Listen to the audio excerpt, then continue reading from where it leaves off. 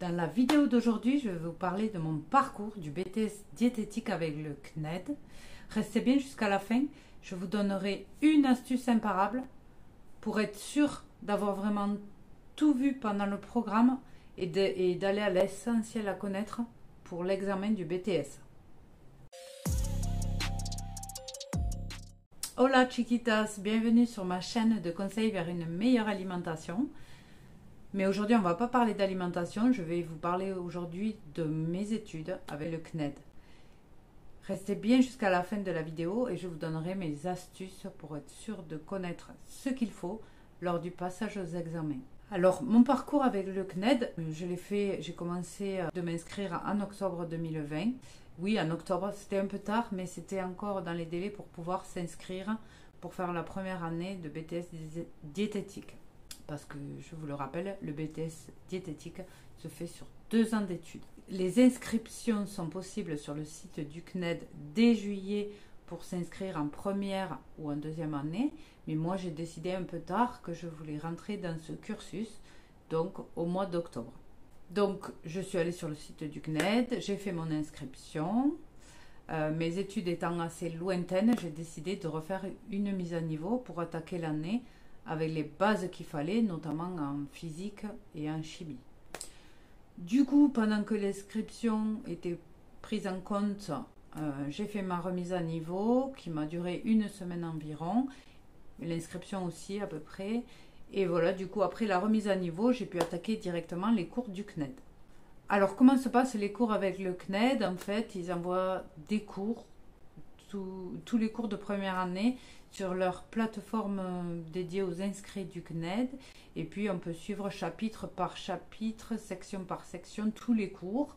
Et avec des exercices à chaque fin de chapitre pour savoir si on a bien tout vu le chapitre, si on doit revoir certaines notions.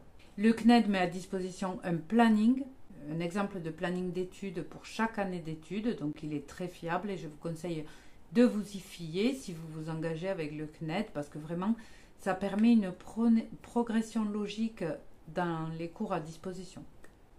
Tous les cours sont fournis en format PDF. Donc la première année, j'ai commencé à imprimer tous les cours. Puis ça prenait énormément de place dans mes placards. Et finalement, je n'allais pas les regarder, je restais sur mon ordi. Donc j'ai très vite décidé d'arrêter de les imprimer et de tout faire sur l'ordinateur. Ça, c'était en première année. En deuxième année, j'ai décidé d'imprimer certains cours pour y bosser dessus parce que j'avais des maux de tête en fin de journée pas croyables à force d'être sur l'ordinateur. Donc en deuxième année, j'ai téléchargé les cours, les essentiels à connaître et je me suis fait des fiches aussi avec l'essentiel à connaître par pathologie, régime alimentaire, même si on dit plus régime. Voilà, c'est l'alimentation thérapeutique. Vous avez également des devoirs à rendre sur la plateforme du CNED au fur et à mesure de votre progression. Et tout est indiqué à la fin des chapitres où on doit faire les devoirs. Et vraiment, je vous conseille de vous mettre en condition d'examen pour les faire, de vous poser selon le temps imparti. S'il est de 3 heures, de vous poser 3 heures et de vous consacrer uniquement aux devoirs sans aide des cours, évidemment. Parce qu'à l'examen, vous n'aurez pas les cours sous la main. Donc vraiment, ces 2 années d'études vraiment intenses qui passent à une vitesse folle, on n'imagine même pas. Donc du coup, je vous conseille vraiment de vous fixer des objectifs à la semaine et de vous dire le lundi, par exemple, vendredi, il faut que j'ai vu tel ou tel cours, que j'ai fait tel devoir et de vous y tenir toutes les semaines. C'est vraiment ce qui m'a aidé à atteindre mon objectif. Concernant les stages à effectuer en entreprise, alors sur les 2 années, il y a 20 semaines de stages à effectuer obligatoirement avant l'examen, dont 5 semaines en stage optionnel. C'est le thème qui est optionnel, ce n'est pas le stage qui est optionnel, donc vous pouvez choisir ce que vous voulez en rapport avec la nutrition. Il est bien obligatoire. Vous avez 10 semaines de stage en restauration collective à effectuer, donc 5 semaines dans un endroit et 5 semaines dans un autre. Je vous conseille de voir vraiment les différentes liaisons, différents publics, que les stages soient complémentaires et qu'ils ne soient pas les mêmes, sinon ça n'a aucun sens.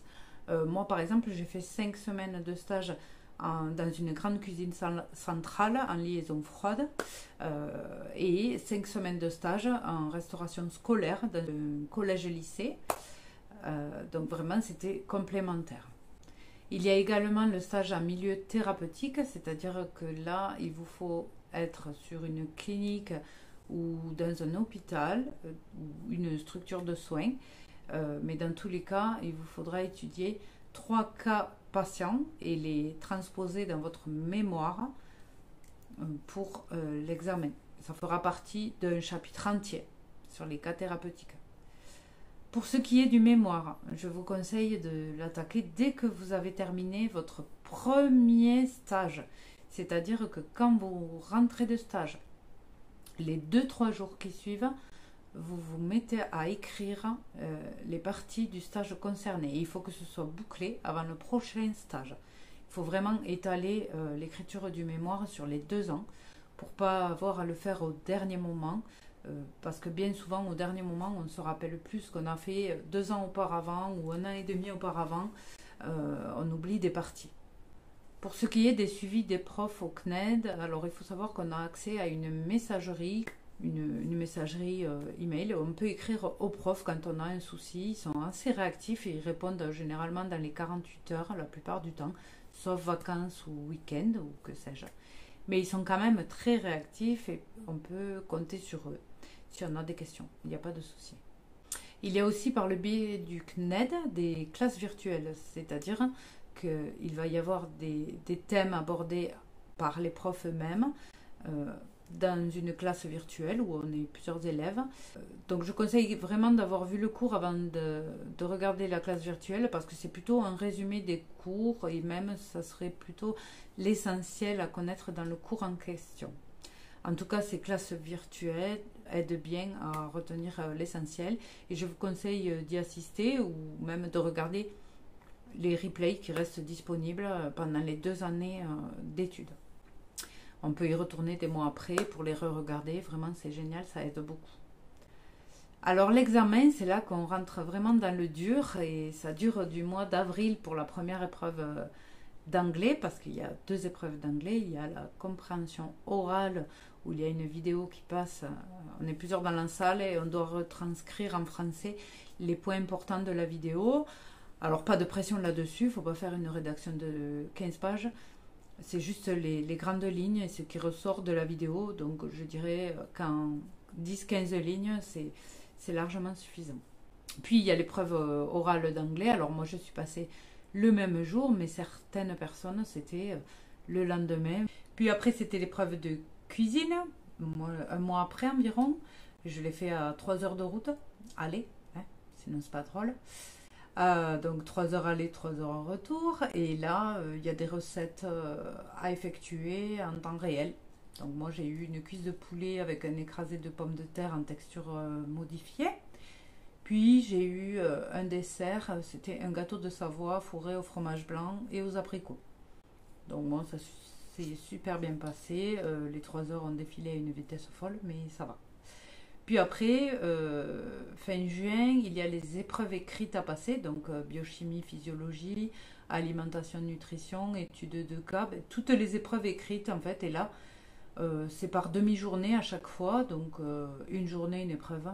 Bon, c'est très intense, j'ai eu beaucoup de mal avec la fatigue, les trajets.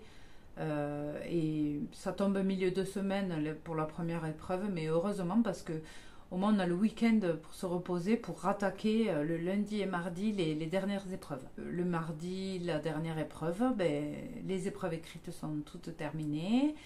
Puis après, c'est juillet-août, il n'y a pas d'épreuve, c'est repos. Pour rattaquer au mois de septembre la présentation orale du mémoire.